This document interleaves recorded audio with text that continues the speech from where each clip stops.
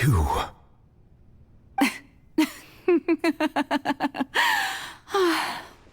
Sorry.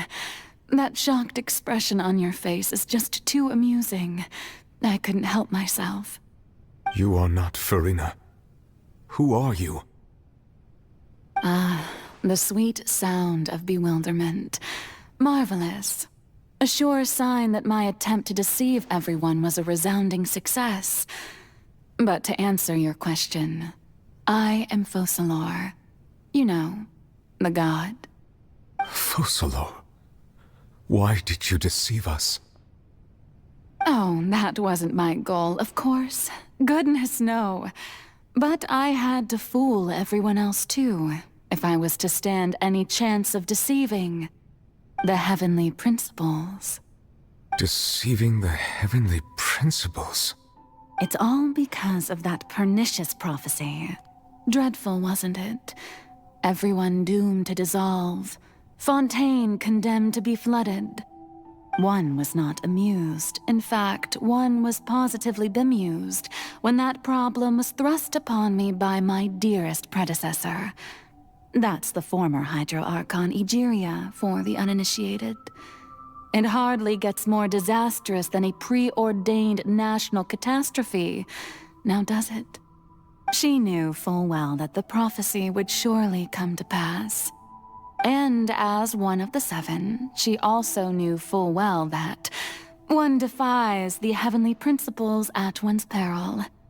So yes, as you have no doubt surmised, it was a rather impossible situation that I found myself in.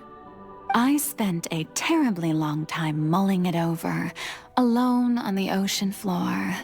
And I was almost growing barnacles by the time I finally realized there was only one possible solution to this confounding conundrum. I had to outwit the heavenly principles, allow the prophecy to be fulfilled, ostensibly at least, while saving everyone at the same time. I'm a genius, I know.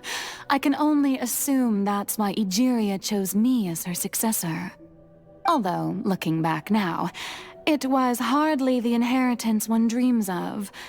Between the task of saving the nation, the quotidian duties of the Hydro Archon, and not to mention the original sin of creating a new race of humans, I dare say she left me quite a colossal mess to clean up. But one can only play the hand one is dealt. I did not choose this, any more than I chose to be one of her Oceanid familiars. So you were also once one of the Oceanids, transformed into a human by Egeria's hand? Yes, I was. I always dreamed of becoming human. And I still do, even now. In my eyes, to be human is to be part of the greatest opera ever known. After becoming a god, I separated my divinity from my body and spirit, leaving behind only a self that was as naive and bewildered as my past self on her first day as a human being. The me you see before you now is that divinity, and the human counterpart I left behind, I named Furina. She could feel joy, sorrow, and everything in between. She could be as vain and conceited, or as meek and vulnerable as she wished. Her strengths were of a kind only a human could possess, as were her shortcomings.